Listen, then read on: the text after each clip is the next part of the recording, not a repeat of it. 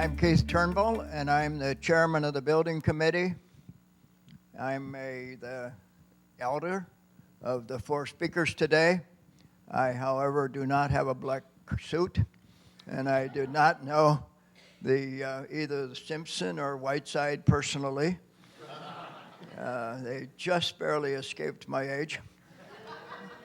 But I do know some more things about that timing, and that is that while they were doing the church activities there was a woman named Christina Arbuckle in the neighborhood here, and she had an assignment from God that paralleled theirs, and so she decided that church should also be community, and that the Presbyterian Church, which was located right behind the back wall of this building, should have a community house attached to it, and that community house should augment the spreading of the gospel and bring people in to swim and to play basketball and the likes so that the kingdom was advanced. She spent $1 million to build this building, a lot of money 100 years ago. If you look at the nameplate on the building, it was exactly 100 years ago that the building was built. To make sure that it would work right, she added another $1 million to provide the financial support for the operation of the outreach. So it's quite a legacy we have. We're sitting in a building that is a community house, and it is intentionally to be attached to a church. And so it's a privilege for us to be able to own and operate it and to use it as God would see fit. As a building chairman, I should be talking to you about bricks and about mortar and things and paint colors and things like that. But we're fortunate enough to have God active in terms of leading the space decisions that are going on here. And so they appear more in God words than they do in construction words. So my time is devoted to three subjects: parking, connecting, and sharing. At first we thought we were supposed to put an expansion on the side of the sanctuary so we could get 300 more seats. And that seemed like the right thing to do. But God intervened, and he decided we should consider the word parking first. And so we have the engagement of God himself beginning to help us out with parking. And the way that he intervened was to remind us about the severity of parking that has impacted our neighborhood and to encourage us to take a different step. So this is the way it used to be 100 years ago. This is the front of the building that preceded the building you're sitting in, and this is a Presbyterian church that was in the back parking lot, and the people arrived by horse and buggy, and they walked across the park, and they walked in on sidewalks. And so when this and 67 other churches in this neighborhood were built, no one thought parking was an important word. There was no such thing as except horses and shoe leather. And so of the 68 churches that were here, 4 of them were on this piece of property that we now own. 3 of them were Presbyterian churches. 1 was Episcopal. In the flats of the neighborhood, there were 64 more churches that spread across here. And none of them had parking because they're all of the vintage like us. And so most of them are gone. Some moved to the suburbs, and others just simply got smaller and smaller and finally stopped being a church. So we're a remnant church, one of less than 10, and God has us here, and he has us strong because he has kingdom assignments that we're to be carrying out. And so he intervenes in the subject of parking and acquaints us with the severity of the crush that those churches were having and the situation that we are soon to be crushed with. We have 132 parking spots, but we have kind of spacious neighborhood, and the spacious neighborhood is closing in on us because a real estate development company named Ferris is redeveloping the whole park, the whole Allegheny Center, and at the same time the hospital is growing stronger, and Allegheny Health Network is located here, and so parking is going to crush again. And so we're getting the beginning expressions of it, and God knew all about that long before we were catching on to it all.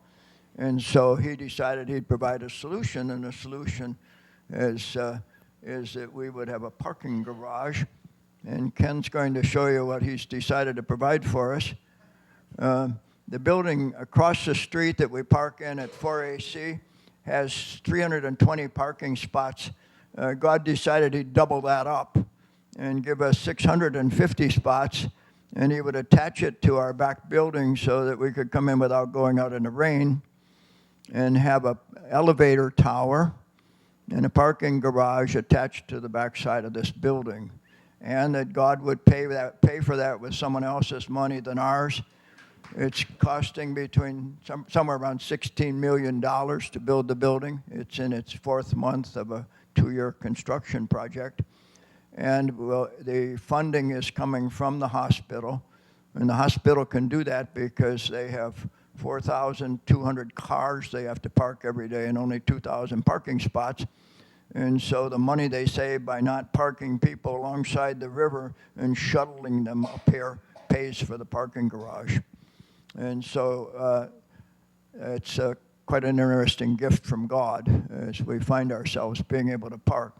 They need the parking spots from 6 a.m. to 3:30 in the afternoon on 5 days a week, and that's all. And so we have the parking garage all 7 evenings and all day Saturday and all day Sunday to use for our church activities and for community outreaches. There will be no fee charged with respect to the garage. It'll just be their leases and our ministry uses. So that's the parking garage. Praise God. That's a lot of fun.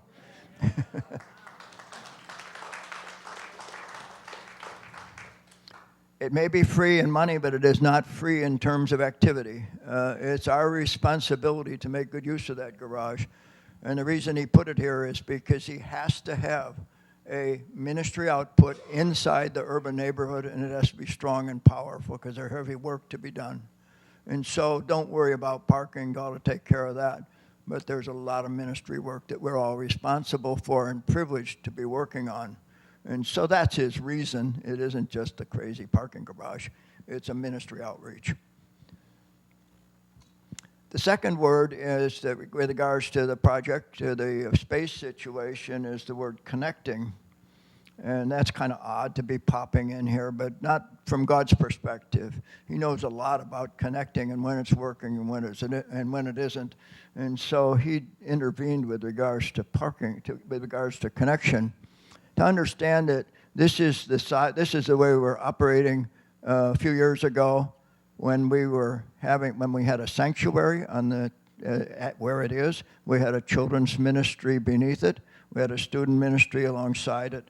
And then we had Simpson Hall as a gymnasium, and we filled that up. We filled it up really well.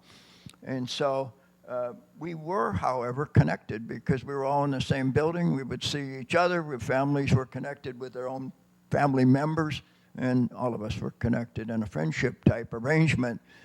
As we took our next step of growth, however, it didn't keep us connected.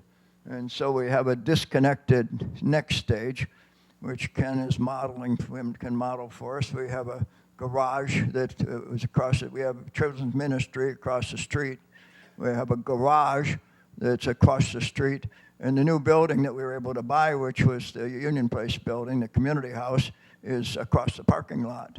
And so although we can all get in and out of the buildings, we don't see each other and connect in a connected way like we did before. And so both as families and as God's total family here, we are strained by our disconnectedness and don't quite exactly know how we'd handle that. So God stepped in a second time to help us figure that out. And the first thing he did was evict us from the children's ministry space across the street, which we thought was a problem, but God thought it was a solution. And we soon learned that it meant not eviction, but bring the children back home. And bringing the children back home means that we have the opportunity then to connect ourselves back up again, which Ken is going to now enact here. We're going to bring the children across the street We're going to put them in the center of the campus. And as we build that out, we'll build that out in such a way that the buildings are reunited so that we can park in a parking garage, ride an elevator, come through a friendship hub into the sanctuary, over into student ministries, into children's ministries. Children's ministries will tend to occupy the second, third floor of the connection hub. The first floor will be a greeting space, and we will have platform campus where you can reach all the way across the basement from underneath the steps of the sanctuary all the way to the back wall of this building. And we will have a similar elevation connection on the second floor for the children. So that's his connection provision.